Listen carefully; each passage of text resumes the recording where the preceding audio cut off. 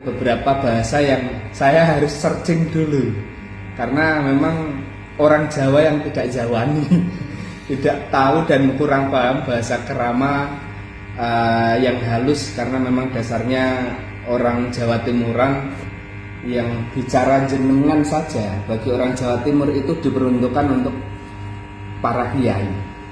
Nah, kalau di sini kan aku di awal-awal di Solo juga kaget ketika junior saya itu manggil ke seniornya itu jenengan, karena jenengan itu diperuntukkan orang dalam, untuk di pondok, kalau di pondok pesantren untuk para kiai. Di sini itu sudah jenengan. Kalau di Jawa Timur untuk orang yang lebih tua itu panggilnya sampean. Ya, kalau teman-teman yang suka bahasa Inggris paling bahasa Inggris, novel-novel bahasa Inggris, tapi ini bahasa Jawa. Dan ketika saya membacanya juga, meskipun ada beberapa kosakata yang memang saya harus searching juga karena memang itu tidak biasa diucapkan dalam keseharian, tapi saya masih menikmati. Dan ya, kita menikmati alur cerita yang ada itu layaknya kita diceritakan. Jadi asik untuk membaca bukunya Mbak Yesita ini, Nya Santen.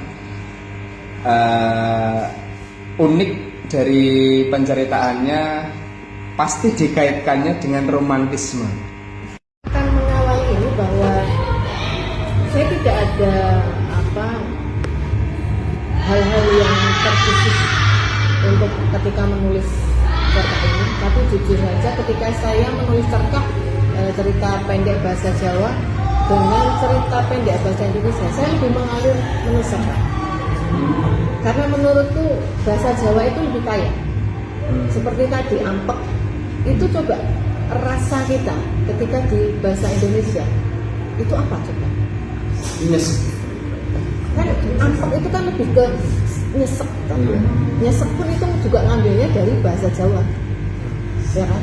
Jadi sebenarnya mengapa saya ternyata merasa lebih mengalir ketika menulis cerita, ya aku merasa bisa mendapatkan banyak hal dengan satu kata. Di sini adalah bahasa Jawa Padinan. Jadi setiap hari yang kita pakai bahasa Jawa. Jadi bahasa Jawa yang terbiasa kita gunakan untuk berkomunikasi dengan siapapun, khususnya yang ada di Jawa Tengah. Jadi bahasa Jawa pun itu kan juga banyak subnya ya. Jadi kebetulan ini saya menggunakan Mataraman, tetapi juga ini yang Padinan. Itu jadi bukan yang pedalangan atau yang khusus seperti ketika cerita wayang, itu tidak. Jadi pertama memang banyak ada teman yang ketika dimuat pertama kali di koran, yang saya itu jenah, ini adalah cerita pertama saya, itu saya juga kaget kok bisa dimuat. Itu teman saya akhirnya penasaran, kok bisa nggak cerita? Karena saya hanya menuliskan apa yang ada di imajinasi saya, kemudian juga pengalaman yang atau cerita yang saya dapat pulaan, katakan pulaan dari waktu masih kecil. Itu seperti ini kan, Nyasanten, Waktu Kali Hijau, itu adalah cerita-cerita sebenarnya yang saya dapat sudah saya ketika waktu masih kecil saya mendengar itu. Gitu. Jadi bahkan tempat-tempat ini tuh sebenarnya tempat-tempat yang saya pinjam dari daerah asal saya. Jadi saya ingin mendokumentasikan apa yang pernah diceritakan pada saya, meskipun itu saya balut dengan cerita saya sendiri ya, karena kan secara goib itu saya kayaknya nggak anu banget gitu. Memang posisi, kemudian juga tanaman. Oh, tanamannya di bawah. Nah, itu biasanya enggak. Jadi mereka nanti sekitar berapa tahun, 2 tahun itu mereka sudah rata. Itu bisa dipakai lagi. Jadi jujur saja saya banyak belajar bahasa Jawa dan cerita Jawa ini langsung kawruh dengan cara penulisan Ibu Tim Komalasari. Itu senior saya. Jadi dia itu awalnya adalah penulis sandiwara bahasa Jawa, dan bahasa Jawanya adalah bahasa Jawa Solo. Jadi memang bahasa Jawa digunakan di Solo dan Jogja. Nah, itu sudah dikenal di mana-mana. Dia juga menulis cerita, pernah juga dimuat, dan dia menulis fabel dengan bahasa Jawa. Kemudian juga dia menulis cerita yang seperti biasa seperti ini secara umum gitu. Dia juga dimuat di majalah-majalah bahasa Jawa. Nah, saya belajar dari beliau, dan sampai sekarang masih produktif, hanya saja ke bahasa Indonesia gitu, karena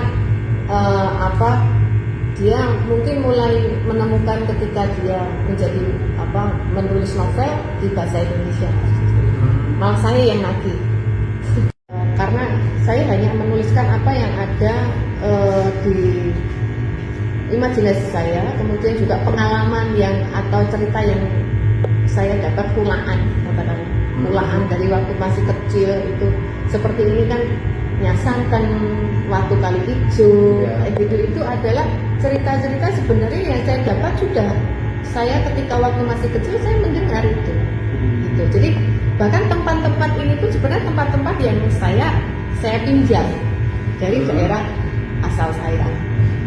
Jadi saya ingin mendokumentasikan apa yang pernah diceritakan pada saya, meskipun itu saya balut dengan cerita saya sendiri ya, karena kan secara goib itu saya kayaknya nggak anu banget gitu. Memang saya banyak menulis cerita horor, cerita pendek horor itu memang ya. Ini menarik.